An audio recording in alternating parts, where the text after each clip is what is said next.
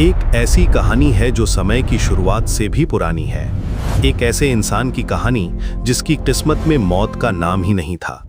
आज मैं आपको बताऊंगा कि कैसे यमराज खुद इस इंसान के अस्तित्व पर सवाल उठाने लगे थे।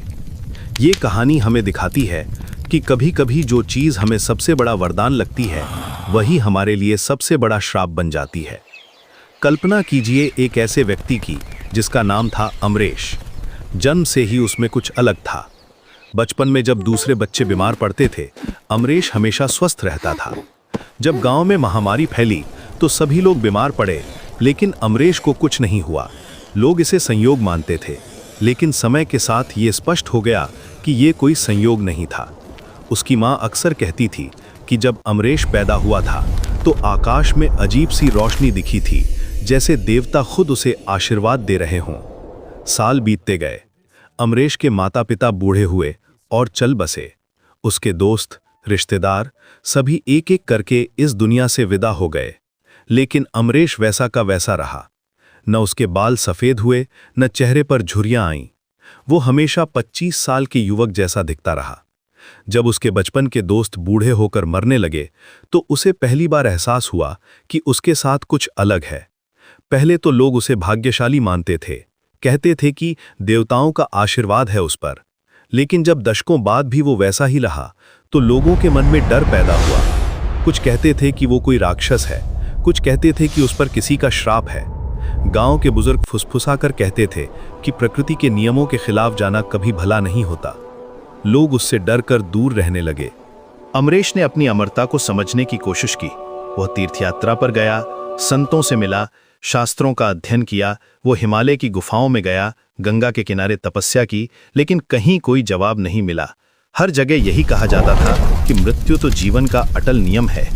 फिर उसके साथ ऐसा क्यों हो रहा था? कई बार उसने खुद को नुकसान पहुंचाने की कोशिश की, लेकिन हर बार कोई अदृश्य शक्ति उसे बचा लेती थी। सदियां बीत गईं।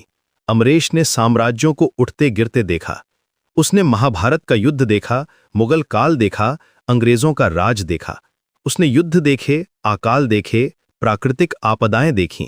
हर बार वह बच जाता था। तलवार उसे काट नहीं सकती थी, आग उसे जला नहीं सकती थी, पानी में वो डूब नहीं सकता था। ये सब देखकर वो परेशान हो गया था। वो समझ गया था कि अमरता कोई उपहार नहीं बल्कि एक अभिशाप है। इधर यमलोक में यमराज भी चिंतित थे। उनके पास हर जीव की मृत्यु का हिसाब था, लेकिन अमरेश का नाम कहीं नहीं था। यमदूत बार बार धरती पर जाते थे, लेकिन वे अमरेश को छू तक नहीं सकते थे। जैसे ही वे उसके पास जाते, कोई अदृश्य शक्ति उन्हें रोक देती थी। यमराज के लिए यह पहली बार था जब कोई जीव उनके अधिकार क्षेत्र से बाहर था। वे समझ नहीं पा रहे थे कि यह कैसे संभव है। यमराज ने ब्रह्मा जी से पूछा। ब्रह्मा जी ने कहा कि ये उनकी रचना नहीं है। विष्णु भगवान से पूछा गया तो उन्होंने भी इनकार किया। शिवजी भी इस रहस्य से अनजान थे। ये बात तीनों लोकों में फैल गई कि एक ऐसा इंसान है जिस पर मृत्यु का कोई अधिकार नहीं है। देवताओं में भी बेचैनी फैल गई। अमरेश को एहसास हुआ कि उसकी अमरता कोई वरदान नहीं बल्कि श्राप है। वो हर रिश्ते को खोता रहा, हर प्रेम अधूरा रह जाता था क्योंकि दूसरा व्यक्ति मर जाता था। वो अकेला पड़ता गया। उसने अपनी पत्नी को बूढ़ा होते देखा, अपने बच्चों को मरते देखा, अपने पोते पोतियों को भी विदा होते देखा। उसने महसूस किया कि मृत्यु ही जीवन को अर्थ देती है। अमरता ने उसके जीवन से सारा अर्थ छीन लिया था। एक दिन यमराज खुद धरती पर आए। वे अमरेश से मिले और पूछा कि आखिर तुम कौन हो? अमरेश ने कहा कि वो भी यही जानना चाहता है।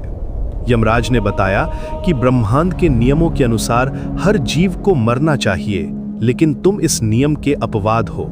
यमराज भी पहली बार किसी के सामने इतने असहाय लग रहे थे। तब अमरेश ने यमराज से विनती की कि वे उसे मुक्ति दे दें। यमराज ने कहा कि वे चाहकर भी ऐसा नहीं कर सकते क्योंकि कोई उच्च शक्ति उसकी रक्षा कर रही है। अमरेश ने पूछा कि क्या वो कभी मर सकेगा? यमराज ने कहा कि जब ब्रह्मांड का अंत होगा तब शायद उसकी भी मुक्ति हो जाए। ये कहानी हमें सिखाती है कि मृत्यु कोई शत्रु नहीं है। ये जीवन का एक अनिवार्य हिस्सा है जो हमारे अस्तित्व को अर्थ देता है। अमरेश की कहानी दिखाती है कि अमरता कोई वरदान नहीं बल्कि सबसे बड़ा श्राप हो सकता है। मृत्यु ही हमें जीने की प्रेरणा देती है, रिश्तों को महत्व देने की सीख देती है आज भी कहते हैं कि अमरीश कहीं ना कहीं इस धरती पर विचरता है मुक्ति की तलाश में, और यमराज अभी भी इस रहस्य को सुलझाने की कोशिश कर रहे हैं। दोस्तों, अगर वीडियो अच्छा लगा हो तो एक लाइक और चैनल को सब्सक्राइब जरूर करें।